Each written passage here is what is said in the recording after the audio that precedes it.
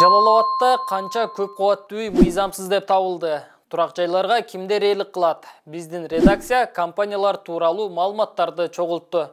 Архитектура, курулуш, турак жай коммуналдык чарба мамлекеттик агенттиги мыйзамсыз деп 3-апрелде жарыялаган тизмеде Жалалабадта салынып бүткөн, курулуп жаткан же пайдалуу казылган бойдон турган 10 турак жай жана аларга эйлик кылган компаниялардын аталыштарын жазылган. Алардын бири Жалалабад шаарындагы Көгарт жаштык номер 23 дарегинде жайгашкан.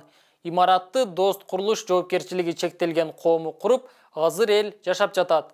Былтыр Жалалабад шаардык прокуратурасы Дост курулуштун уруксат кагаздары жок дагы бир объектисин аныктаган.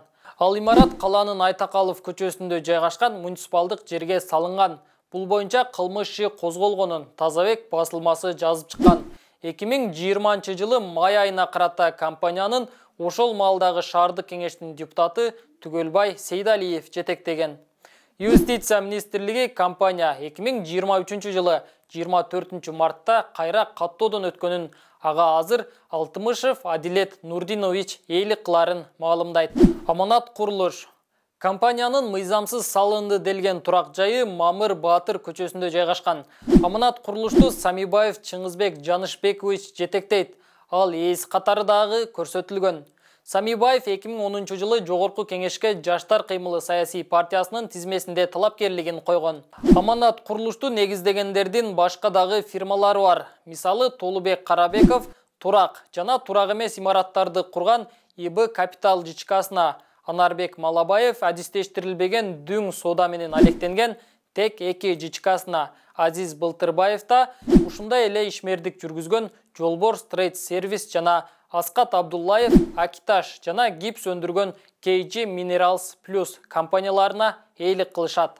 Аманат контракт ЖЧКсы фирма көп кабаттуу үйдү Сузак районунун Лавданкара көчөсүндө курган.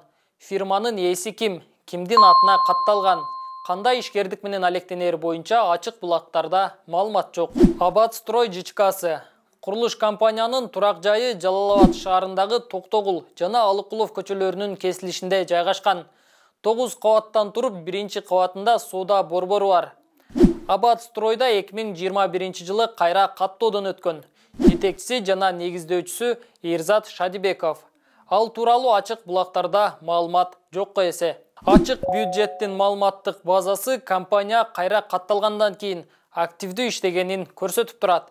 2021 жылдан 2024 жылдын 1-апрелине чейин мамлекеттик бюджетке 2 миллион 500 миң сом салык которгон. Дост курулуш ЖЧКсы Дост курулуш компаниясынын турак жайы Жалалабад шаарынын Жамашев көчөсүндө жайгашкан.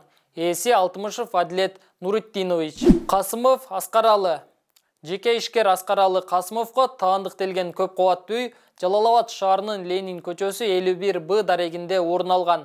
Ачык булактарда ал Ончо ырчы катары таанылган. Жалалабад шаарындагы Маданият техникумунда окутуучу болуп иштейт.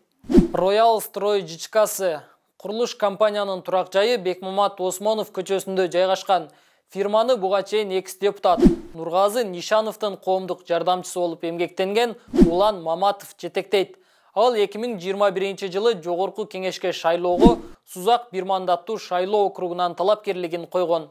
Кийин БШК аны өзү жазган арыздын негизинде жарыштан четтеткен.